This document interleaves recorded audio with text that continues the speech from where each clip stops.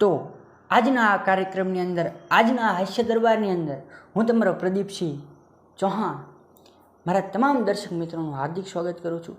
આજના આ વિડીયોની અંદર યુટ્યુબના માધ્યમથી મારા નાના ભૂલકાઓ, મારી માતાઓ, બહેનો તથા વડીલો, તમે જો પહેલીવાર મારી ચેનલની મુલાકાત લીધી હોય તો આ ચેનલને સબસ્ક્રાઈબ કરવાનું ન ભૂલતા. ચેનલને સબસ્ક્રાઈબ કરી અને બેલ આઇકનને પણ ઓન કરી દેજો, કારણ કે જેથી કરી મારા તમામ આવનારા વિડીયોની નોટિફિકેશન પડતા જ તમે મારા બધા વિડીયો જોઈ શકો.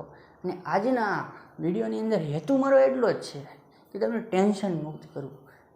હા, અત્યારે ટેન્શન એટલું વધી ગયું છે ને કે વાત જવા દો. અને મેન છે રશિયન હીરા. હા, અત્યારે રશિયા, યુક્રેન આ બધા એવા યુદ્ધ ચાલી રહ્યા છે ને કે મને તો એવું લાગે છે કે મહાયુદ્ધ ત્રીજું પાકું જ છે. હા, અને આવી રીતે જ્યારે હીરાની અંદર મંદી આવે ને ત્યારે હીરાવાળા બહુ મૂંઝાઈ જાય. અને જો હીરાવાળાનું કેવું હોય કે જો તેજી આવી જાય ને અને એમાં જો 800 રૂપિયાનું કામ કરી નાખ્યું ને એટલે એને એમ જ થાય કે ઇસ જગત કા રાજા મેં ही हूँ. એની ઘોડે ઉપલું એક બટન છે ને ખુલ્લું રાખીને ફરતા હોય. અને હા, 800 રૂપિયાનું કામ કર્યું ને એટલે ડાયરેક્ટ ફોન લગાડે જીએફને.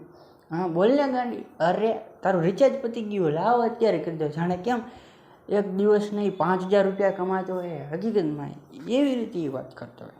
પોતાની જાતને રાજા જ બનાવી લેવા છે ને. હા, નકર પછી દેવાય ખોવાડની શાયરીઓ મારે. હા, બહુ મજા આવે. હીરાવાળાની જામો જ હોય.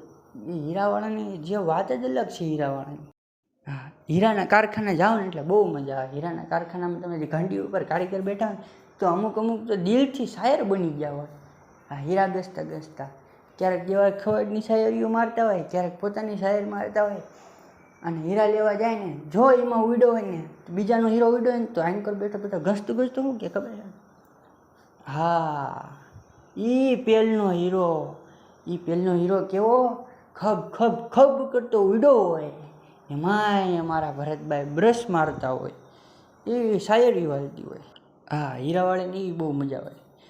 પણ અત્યારે તો મંદીનો માહોલ છે ને એટલે બધા બહુ મૂંઝાઈ ગયા છે. હસવાનું તો હા ભૂલી જ ગયા છે. જાણે કે હસવાનું તો આવતું જ નથી અત્યારે. ટેન્શન એ જ વાતનું છે કે હવે અમે કરીશું શું? કારણ કે હીરા ગસતા હોય ને એનો લગભગ મને ખબર છે કે 99% કોઈ બળનું તો આમ કામ ન કરી શકે. તમે જો હીરાવાળાને એમ કહો ને ચલો એક દિવસે આપણે દાડીએ જઈએ, એ એકચ્યુઅલીમાં યાર અમારાથી તડકાનું કામ ન થાય. જાણે વીઆઈપી માણસો ન હોય એની ઘોડે એન્ટ્રી પાડતા. હા ના, એ તડકાના અમે કાળા પડી જાય. એમાં અત્યારે 4Pના કોમ્પ્યુટર હીરા આવી ગયા. એની ઉપર બેવાવાળા તડકે ન રહે કે જેમ ઓલા ધોળિયા, કેમ આપણે ઓલા બહાર દેશમાંથી ઓલા ધોળિયા આવે હિમાચલમાં એ રહ્યા હોય ને જે એસીમાં રહ્યા હોય ને તડકે તો જરાય ન રહી શક્યા.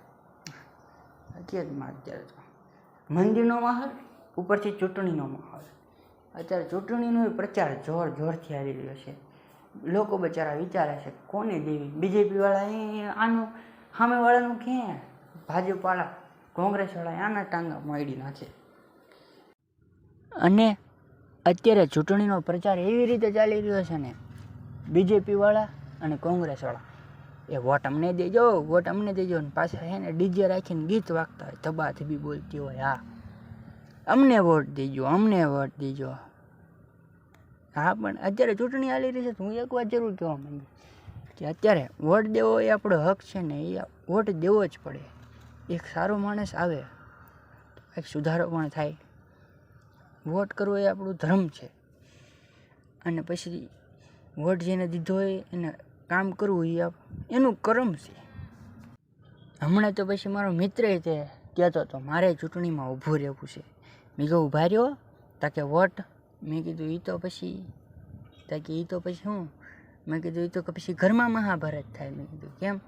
અને અત્યારે તો આ લગ્ન કરીને હમણાં તો એક બાઈએ લગ્ન કર્યા, ઘરે આવીને તો એના પતિએ બધાનો પરિચય કરાય કે મારા પપ્પા જો કોંગ્રેસ પાર્ટીમાં, મારા મમ્મી ભાજપ પાર્ટીમાં, હું હાવણાવાળામાં, તો તું કોનામાં?